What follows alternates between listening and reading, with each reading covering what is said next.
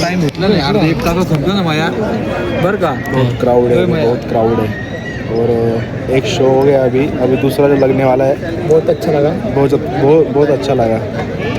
एक बार आना चाहिए सभी का इस अद्वितीय शो में, जहां सुनेंगे आप कथा स्वयं काल के अधिपति महाकाल की. ये केवल एक कथा नहीं, बल्कि सृष्टि के आदि और अंत का वो शाश्वत सत्य है, जिसमें महाकाल सृजन भी है और संहार भी. प्रकाश, ध्वनि और दृश्यों के संगम से महाकाल की सर्वशक्तिमान उपस्थिति हर हृदय में स्पंदित होगी. आपसे निवेदन है कि अपने सेल फोन्स को साइलेंट मोड या फिर ऑफ कर दीजिए, ताकि इस शो का आप भरपूर आनंद ले पाएं. इस शो के प्रस्तुतकर्ता है उज्जैन स्मार्ट सिटी लिमिटेड. निष्पादक है मध्य प्रदेश पर्यटन.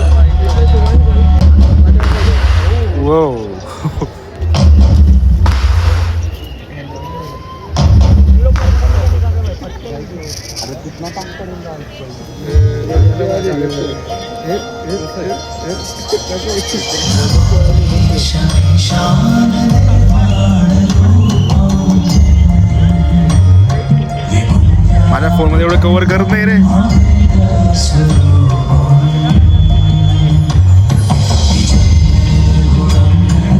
मोठे ते कवर नाही होणार.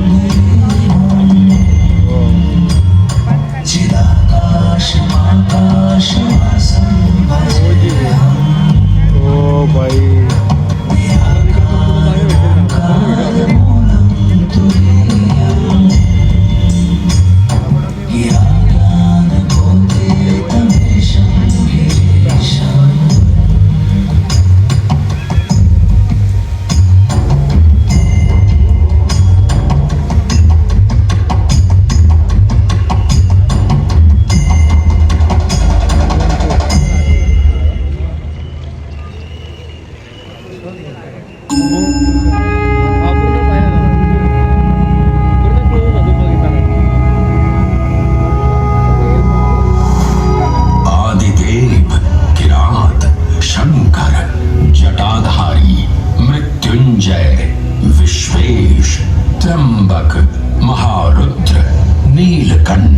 महाशिव, महाकाल, महेश.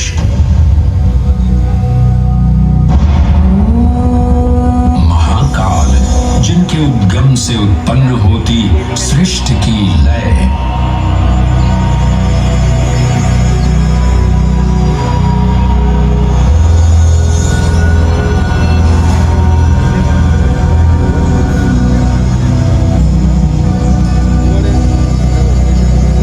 जिनकी मौनता में सन्निहित है समस्त ब्रह्मांड की माया. इन महान देव को नमन करने से पूर्व आइए वंदन करें उस रूप को जो स्वयं शिव से पहले पूजित होते हैं, श्री गोपू बालेश्वर. जब एक 5 वर्षीय बालक ने राजा चंद्रसेन को अपनी अमूल्य मणि की रक्षा हेतु महाकाल की उपासना में लीन देखा, तो वो भी भक्ति में तल्लीन हो गया. माँ के बार बार बुलाने के बावजूद वो अपनी पूजा में एकाग्र रहा. उसकी श्रद्धा से प्रसन्न होकर भगवान शिव स्वयं उसके घर लिंग के रूप में प्रकट हुए. इस बालक की भक्ति से प्रभावित होकर चंद्रसेन सहित अन्य राजा भी वहां पहुंचे, जहां स्वयं भगवान हनुमान ने भी दर्शन देकर उद्घोष किया कि इसी वंश में नंद जन्म लेंगे, जिनके पुत्र होंगे विष्णु भगवान के अवतार श्री कृष्ण. ये परंपरा न केवल बाल भक्ति की प्रतीक है, बल्कि गुरु शिष्य परंपरा, तांत्रिक साधनाओं और क्रमिक पूजन की विधियों से भी जुड़ी है. मंदिर परिसर में स्थित एक छोटा मंदिर श्री गोपू बालेश्वर महादेव मंदिर आज भी इस घटना की स्मृति को संजोए हुए है. महाकाल जो हर परमाणु और कोशिका में है, हर पल हर क्षण में.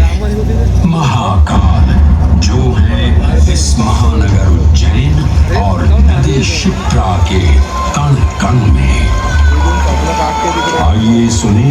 उसी पावन नदी शिप्रा से महादेव की अद्भुत गाथा।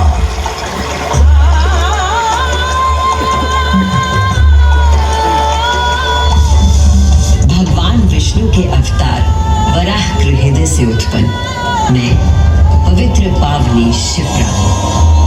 उद्गम तो मेरा श्री हरि के हृदय से हुआ, पर मैं प्रवाहित हो रही हूँ महाकाल के चरणों में।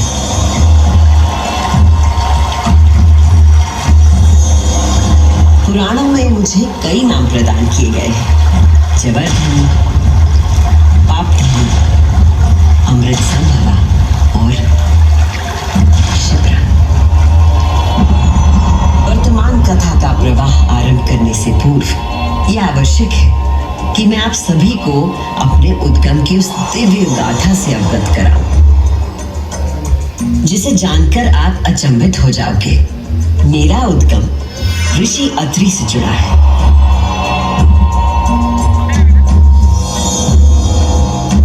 जो सप्त ऋषियों में से एक है। जब ऋषि अत्रि ने उज्जैन में 3000 वर्षों की कठोर तपस्या पूरी की और अपनी आंखें खोली, तो उन्होंने देखा कि उनके शरीर से 2 महान प्रकाश धाराएं निकल रही थी। पहली धारा आकाश की ओर गई और कहा जाता है कि वो चंद्रमा में परिवर्तित हो गई।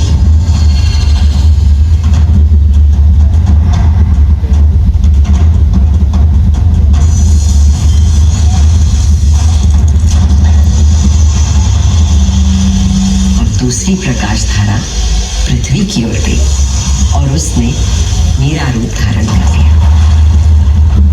और उस प्राचीन काल से बहती आ रही हूं मैं, इतिहास, आध्यात्मिकता, दिव्यता की कहानियां अपने साथ लेकर।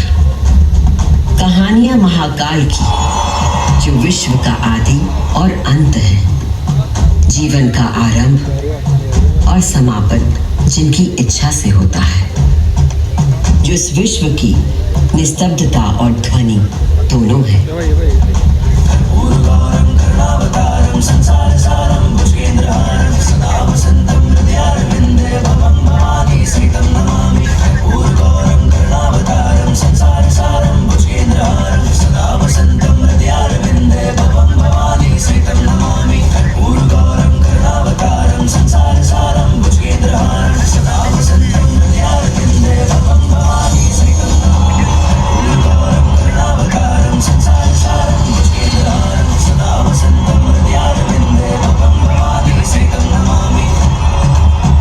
काल की महागाथाएं इतनी विस्तृत हैं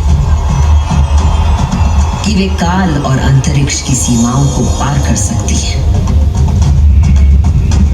और आज मैं आपको इन कथाओं का केवल एक संक्षिप्त अंश प्रस्तुत करूंगी, केवल कुछ चुनिंदा मोती। समस्त सृष्टि महाकाल की अद्वितीय चेतना का संचार है, परंतु जिसके हृदय में स्वयं महाकाल की दिव्य चेतना प्रवाहित होती है, वही है मेरे तट पर स्थित उज्जैनी। स्कंद पुराण में अवंती खंड के अनुसार अवंतिका यानी उज्जैन सप्त सागर के अस्तित्व के बारे में बताया गया है, जिनमें से एक है रुद्र सागर।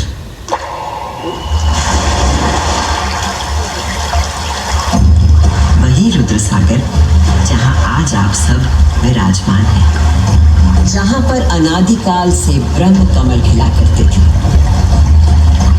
जहां भगवान शिव स्वयं अपने गले में धारण मुंडों की माला का प्रक्षालन करते थे। पौराणिक प्रमाणों में मिलता है कि यदि कोई व्यक्ति अनजाने में भी इस जल का स्पर्श करता है तो 7 कुल का उद्धार हो जाता है। संतजन को मोक्ष और जीव को अकाल मृत्यु से त्राण देने हेतु अवंतिकापुरी में अवतरित देवाधिदेव महाकालेश्वर को मैं कृतज्ञ वंदन अर्पित करती हूँ।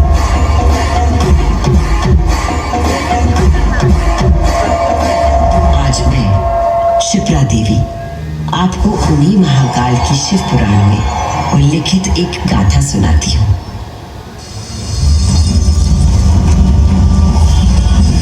ब्रह्मांड के इतिहास में हमारी आकाश गंगा में भगवान ब्रह्मा और भगवान विष्णु के बीच श्रेष्ठता को लेकर प्रचंड विवाद हुआ।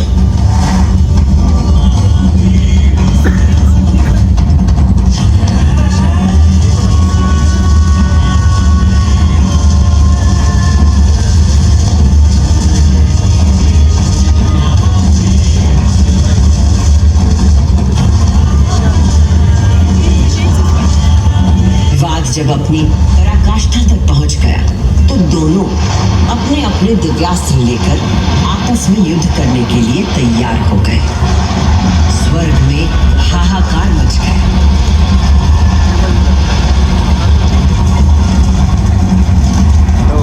दिव्यास्त्र चलने से संपूर्ण जगत पर प्रलय का आना निश्चित था।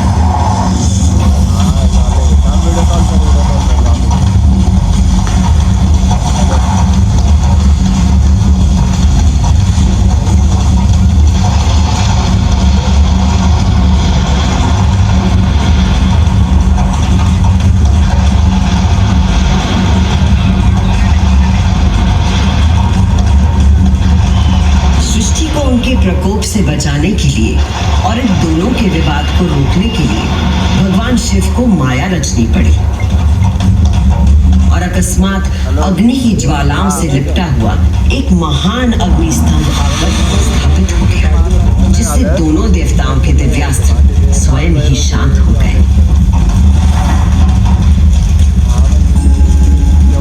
दोनों देवों ने अनुभूत किया कि स्तंभ के पीछे निसंदेह कोई अद्वितीय अलौकिक शक्ति निहित है।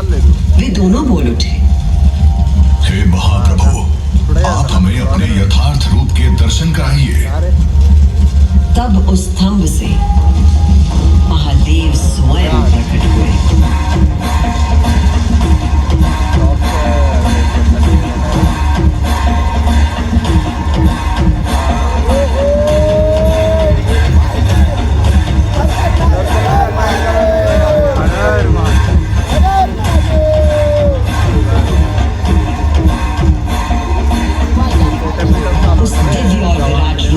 पंचमुख थे और प्रत्येक मुख में 3-3 नेत्र प्रकाशित हो रहे थे। उनके भाल पर चंद्रमा का मुकुट था और मस्तक पर जटा। उनका कंठ नीला था और उनकी 10 भुजाएं थी। उनके अंग समस्त आभूषणों से सजे थे। उनके मस्तक पर भस्म का त्रिपुंड था।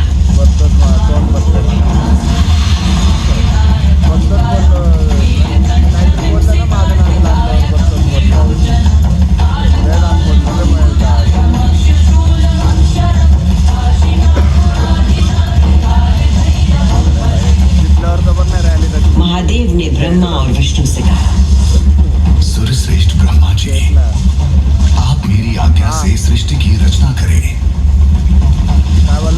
और सुरश्रेष्ठ विष्णु जी, आप चर अचर जगत का पालन करें। मैं ही सृष्टि का पालन करने वाला और मैं ही सृष्टि का संहार करने वाला हूँ।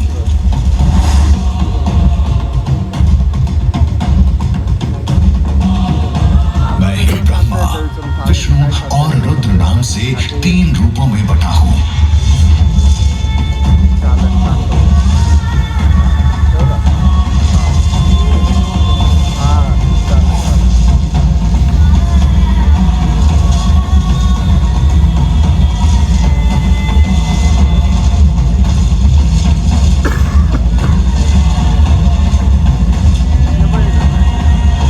कहकर भगवान शिव स्वयं पृथ्वी पर लिंग के रूप में स्थापित हो गए। उस पल से इस लोक में लिंग पूजा का विधान प्रारंभ हुआ।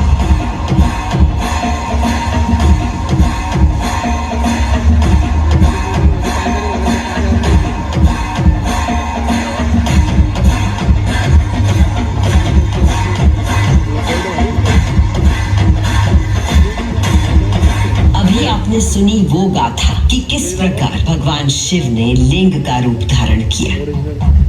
अब मैं सुनाती हूँ उज्जैन में महाकालेश्वर के प्रकट होने की कथा। उज्जैन नगरी में नित्य वेदों का अध्ययन करने वाले एक ब्राह्मण देवता रहते थे। उनका नाम वेदप्रिय था। वेदप्रिय प्रतिदिन पार्थिव शिवलिंग बनाकर उसकी पूजा करते थे।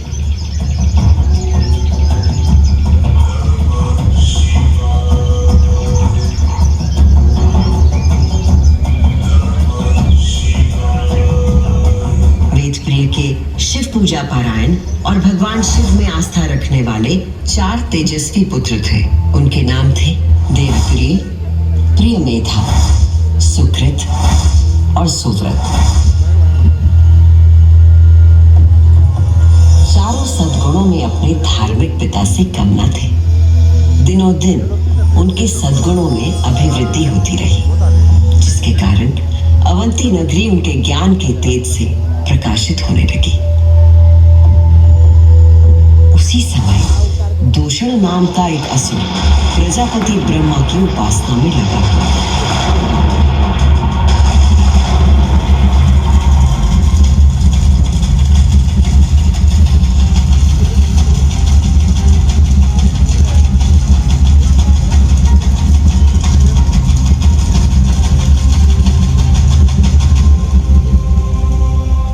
ब्रह्मा जी से अजय होने का वर पाकर दूषण वेद, धर्म और धर्मात्माओं पर आक्रमण करने लगा।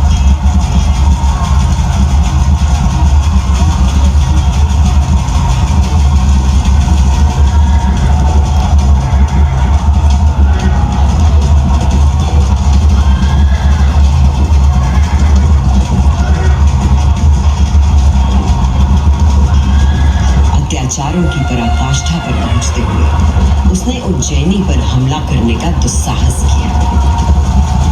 उज्जैनी में त्राही त्राही मच गई। मेरे दैत्य सेना नायकों, तुम चारों दिशाओं में जाओ और उज्जैनी में जहां कहीं धर्म पर चलने वाला, वेदों का अध्ययन करने वाला दिखाई दे, उसका नाश करो।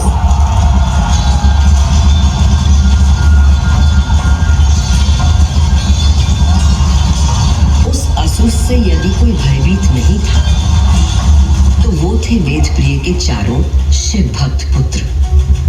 नगर को भयाक्रांत देख उन चारों ने उज्जैनी के नागरिकों को आश्वासन दिया।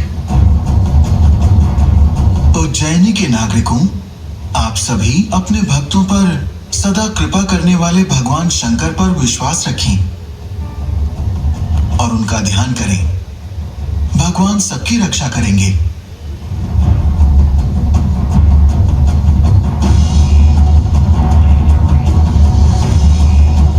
मंत्रोच्चार का आवेग बढ़ गया। देवप्रिय और उनके पुत्रों के संग उज्जैन के सभी नागरिक भी जाप करने लगे।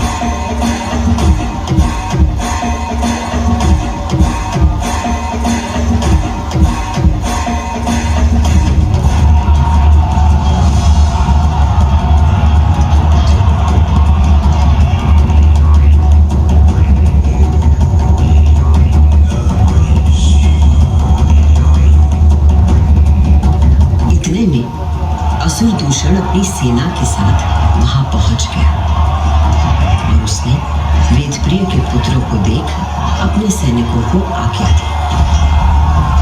वध कर तो शिव की आराधना करने वाले इन शिव भक्तों का।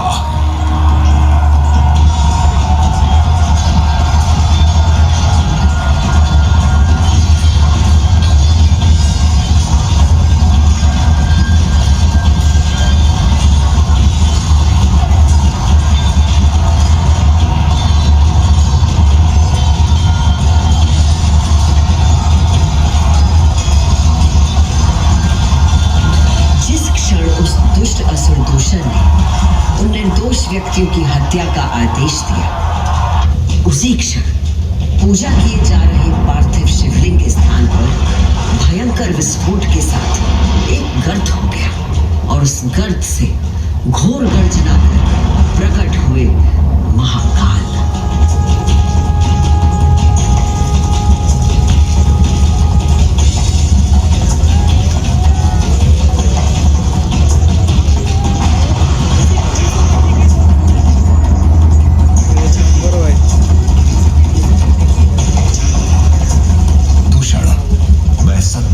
लिए आश्रयदाता हूँ और तुझ जैसे दुष्टों के लिए महाकाल हूँ।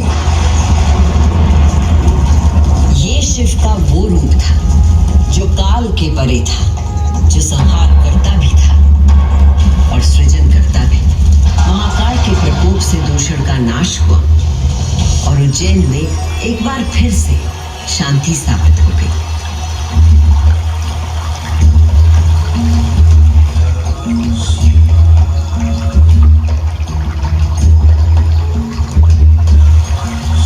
उज्जैनी के लोगों की आस्था से प्रसन्न भगवान महाकाल ने उन्हें वरदान मांगने को कहा। उज्जैन के निवासियों ने भगवान महाकाल को उनके भक्तों की रक्षा करने के लिए उसी स्थान पर सदा के लिए विराजमान होने को कहा। तब देव आदिदेव उज्जैन में ही विराजमान हो गए और वहां चारों ओर की एक एक कोस भूमि ज्योतिर्लिंग रूपी भगवान शिव का स्थल बन गई। इस अद्भुत घटना की साक्षी बने समस्त देवता, गंधर्व और ऋषि मुनि। उज्जैन का वातावरण दिव्य ध्वनियों और मंत्रों से गूंज उठा।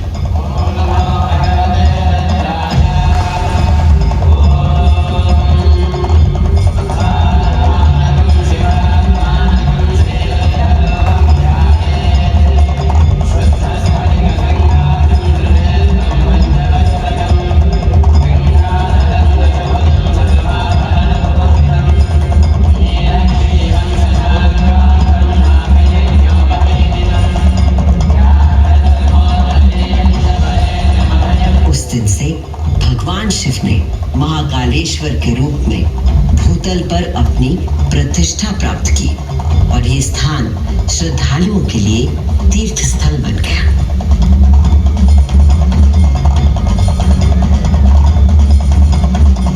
शिव पुराण में 12 ज्योतिर्लिंगों में से एक महाकालेश्वर ज्योतिर्लिंग। यहाँ की भस्म आरती विश्व प्रसिद्ध है।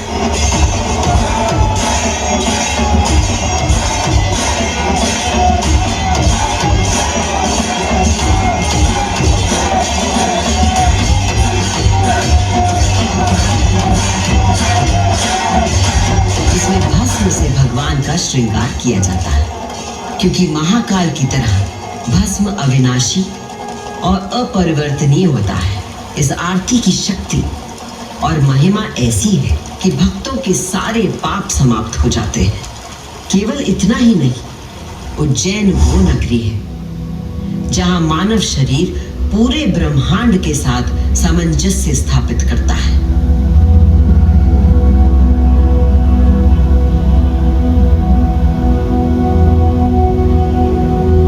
यत् पिंडे तत् ब्रह्मांडे, अर्थात जो कुछ मानव शरीर में है वही ब्रह्मांड में भी विद्यमान है।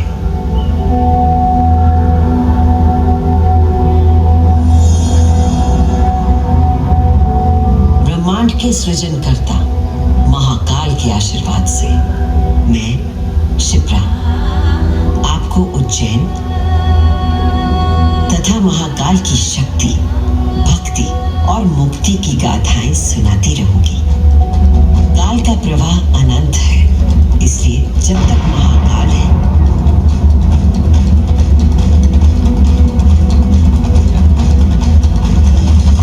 मैं यूं ही उज्जैन की स्मृतियों को अपने अंक में समेटे बहती रहूंगी।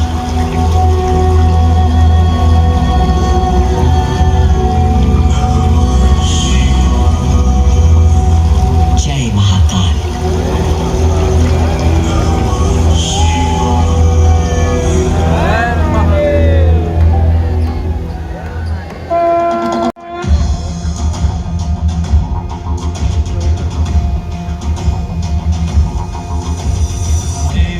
सेव्यमान पावनाग्रि पंकज